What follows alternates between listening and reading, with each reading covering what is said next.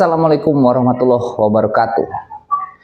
Prabowo Subianto udah menjadi pemenang pemilu 2024. Calon presiden Indonesia pengganti Jokowi ini mulai banyak dideketin sama lawan-lawannya. Sebut aja ada Nasdem dan PKB yang udah bilang mau jadi koalisi. Koalisi perubahan yang dulu lawannya Prabowo Subianto, sisanya hanya tinggal PKS yang belum diterima sama Prabowo Subianto. PKS ini mulai ngasih sinyal ke Prabowo Subianto. Katanya sih pengen diajak gabung juga.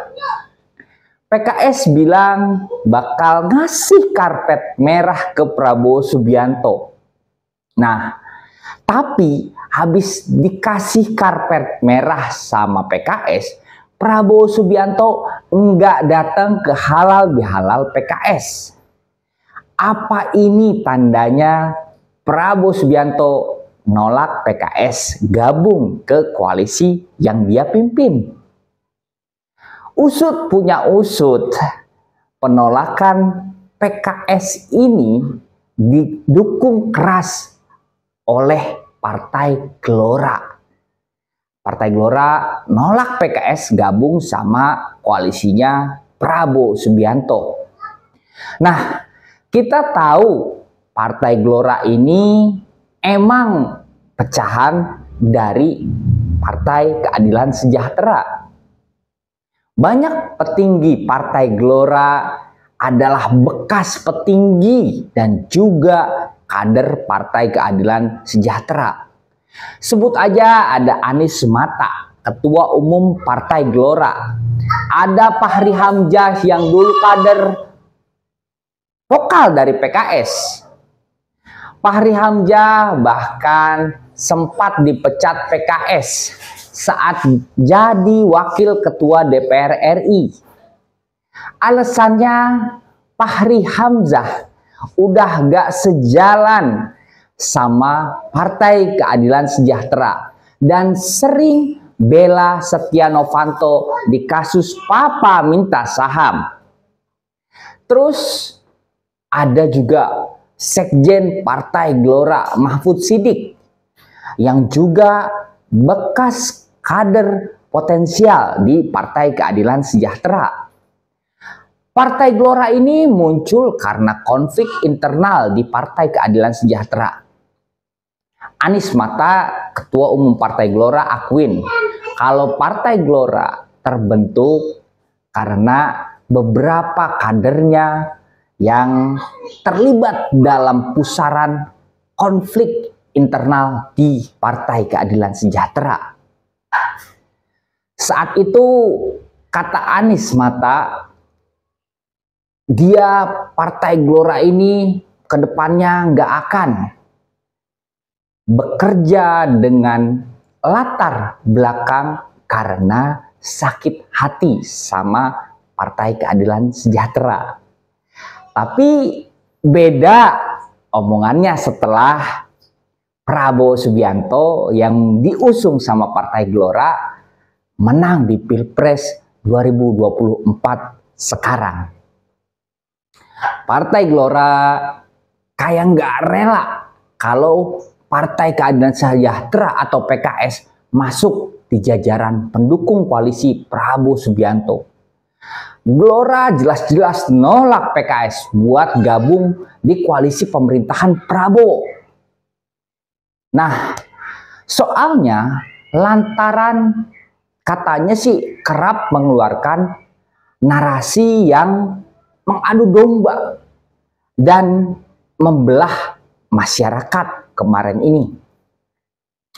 Sekjen Gelora Mahfud Siddiq juga contohin PKS selama masa kampanye kemarin di Pilpres 2024 sering ngelakuin serangan negatif sama Gibran Rakabuming Raka dan bapaknya Presiden Jokowi. Dia juga nilai PKS pernah ngeluarin narasi dan cap pengkhianat kepada Prabowo Subianto. Cap pengkhianatnya kenapa? Lantaran Prabowo Subianto gabung dalam kabinet pemerintahan Joko Widodo setelah Pilpres 2019 kemarin. Nah, penolakan Partai Gelora direspon balik sama kader PKS Mardhani Alisera dan istrinya Siti Onia. Kader PKS atau Partai Keadilan Sejahtera ini, Siti Onia, balik nyindir Partai Gelora yang bilang dia Partai Gelora nolak PKS gabung sama pemerintahan.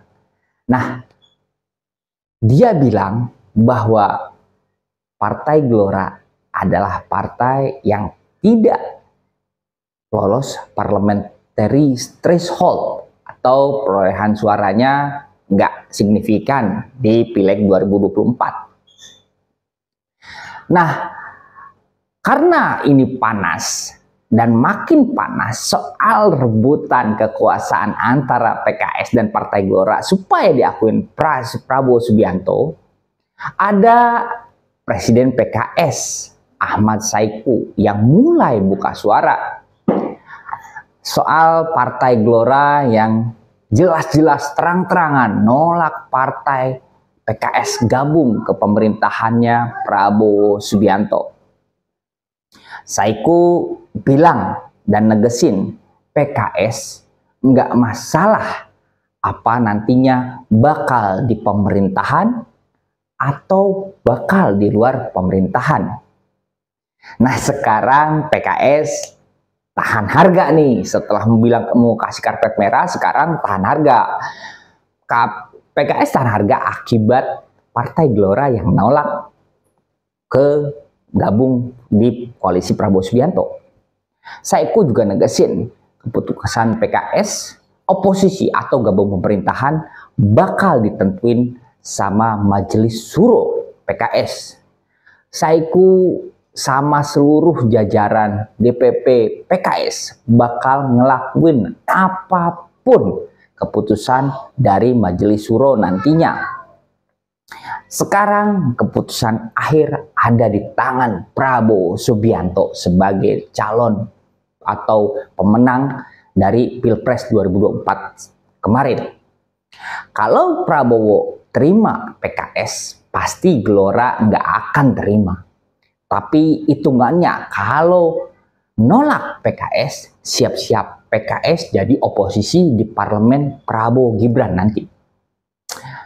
Kalau bagi gua sih sebagai rakyat, sulit memang sekarang cari partai yang punya ideologis murni, yang siap jadi oposisi karena ideologi.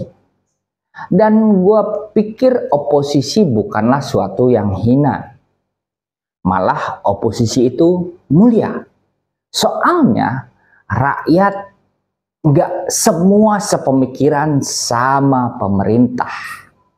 Dan oposisi itu mencegah pemerintah bertindak ugal-ugalan.